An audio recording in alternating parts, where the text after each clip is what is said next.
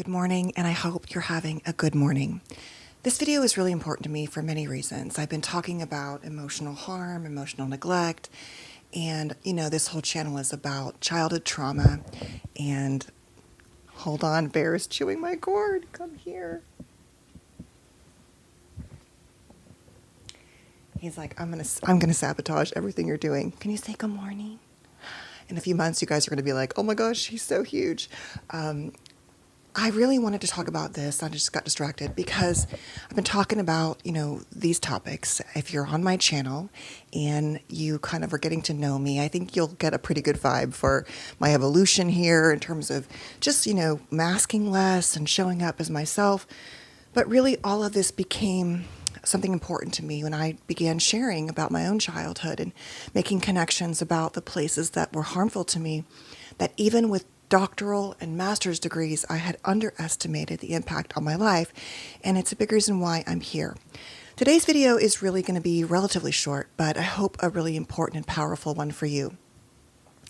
It is that learning how to remother and reparent ourselves is a huge part of our repair and recovery from complicated childhoods. So today's video is just going to be an exercise about how to develop a nurturing, internal, loving parental voice for yourself. I'm going to read you an exercise and then some statements you can kind of, I hope, record for yourself or deeply ingrain in your own mind. So many of the times in therapy, this is sort of a cliche when people are saying, well, I'm a failure and all these things. I'm having a hot flash right now if my face is red. Is that they will say, in therapy we'll say, well, whose voice is that, right? It's sort of a cliche, but the truth is that so much of our internalized voice can really truly come from, first and foremost, our attachment figures, our primary ones, and then through the world and social media and all those things. And so at the end of this, I'm going to talk briefly about a really important topic I hope you'll stick around for, because it is a huge part of how we are damaging ourselves, in my perspective. Anyway, the point is that until you learn, can you see Bear? He's over here.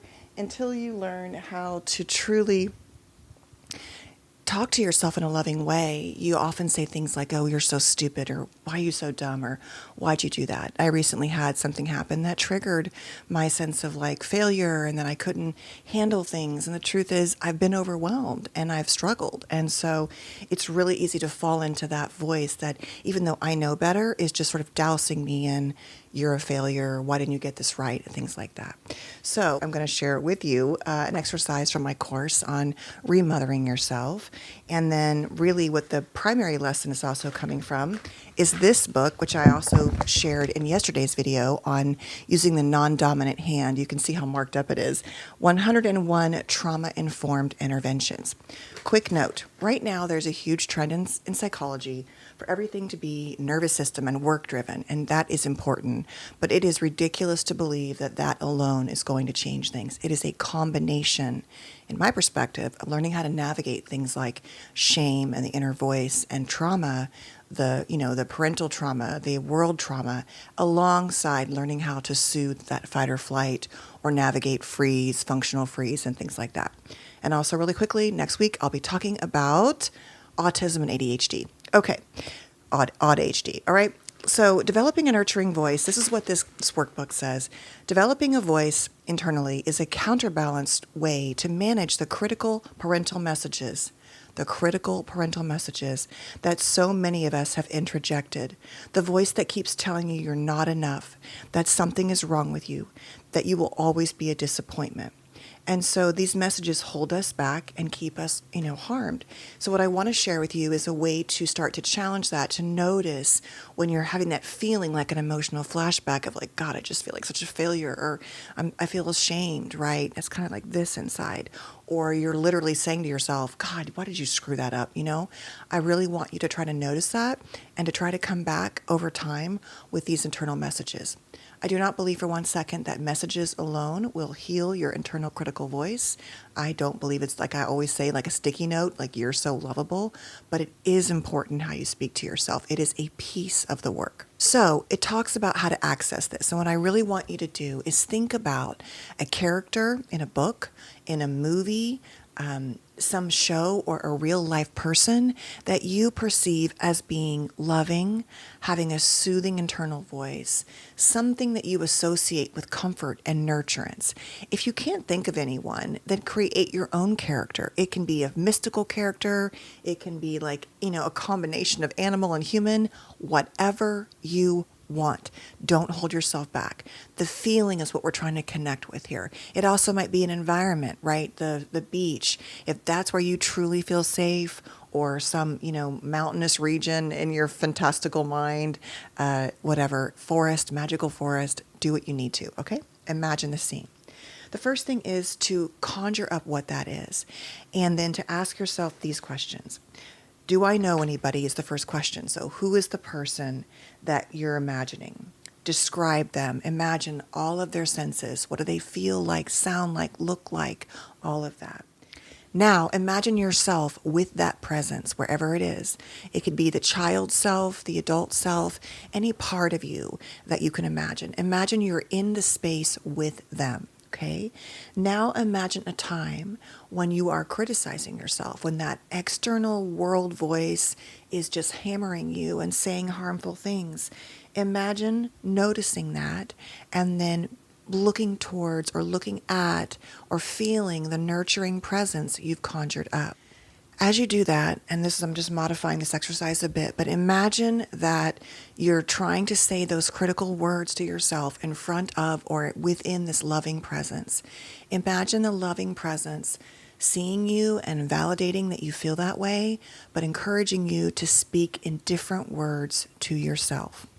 Now, we're going to go to, and you want to practice this every time, an exercise I have in this course, which is called Mothering Self-Statements. And I'm going to read them to you, and I'd love for you to come up with your own version, but here are some examples. So feel free to start creating from here, okay? I love you no matter what. It's okay. You're doing your best. I'm really proud of you. I know this is hard. You can trust yourself. It's okay to make mistakes. It's okay to not be perfect. You are smart, but that doesn't mean you have it all figured out all of the time, and that's okay. What is your body telling you? You can trust yourself. You always have been able to rely upon yourself. No one's perfect. You can do this. Don't be scared. You don't have to have this done perfectly. What you just have to do is try. No one gets it right the first time. We all make mistakes. Your body is beautiful just as you are. Who you are has nothing to do with what you look like. I love all of the parts of you. You're going to be okay. Okay? So some version of that, I want you to try every time. It is a practice. Learning to change this massive script in our head is a practice. So I'm curious if you want to add some more. Feel free to share in the comments. I know this can be really like, ooh, that's cringy and uncomfortable. It probably is. And that's a big sign if you're so uncomfortable with talking to yourself in a kind way that you might really want to work on it. So it is incredibly important to learn to do.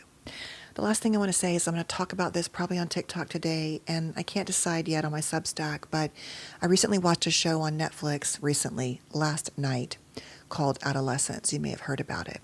It is not really a show. It's a social piece of art, to be honest. So if you're looking for something fast-paced and a whodunit, this is not that. It is a why did they done it, essentially. Why did they do it? And it is essentially a mirror back to our culture. It is shot, each episode, I think, is each scene is shot in one continuous take. So you're going to feel that. At times you're going to be like, let's go, let's go, let's go. Because we're so used to like these constant characterological, plot-driven, keeping us attached dynamics, especially in our social media-driven culture, which this piece on Netflix is really a commentary about podcasts and social media and where we are today. And the reason why I want to share that is that I was wearing this exact shirt with my shoulder out when I made a video. I talked about this yesterday about emotional abuse.